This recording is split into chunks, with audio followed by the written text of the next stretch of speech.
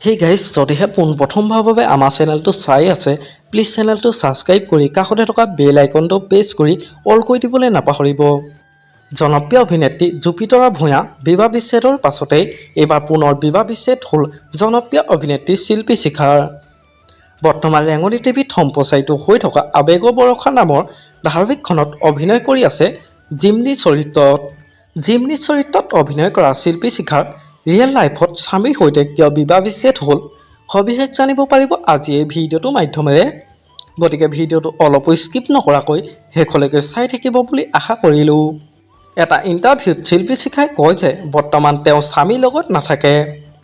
এগৰাকী ইউটিউবাৰৰ লগত হোৱা সাক্ষাৎকাৰত অভিনেত্ৰী শিল্পী শিখাই নিজৰ স্বামীৰ বিষয়ে কয় যে তেওঁৰ স্বামী অন্য মহিলাৰ লগত সম্পৰ্কত থকাটো তেখেতে নিবিচাৰে। স্বামীৰ পৰা অভিনেত্ৰীগৰাকীয়ে বহুতবাৰ ঠগন খাবলগীয়া হৈছে বুলি তেওঁ কয়। আৰু বৰ্তমান শিল্পী শিখা এগৰাকী মৰম লগা কন্যা সন্তান আছে। আপোনালোকে বাৰু খবৰটো শুনি কেনেকুৱা পালে মোক এটা কমেণ্ট কৰি জনাবচোন। আমাৰ আজি ভিডিঅ'টো আছিল ইমানেই। আজিলৈ বাই বাই।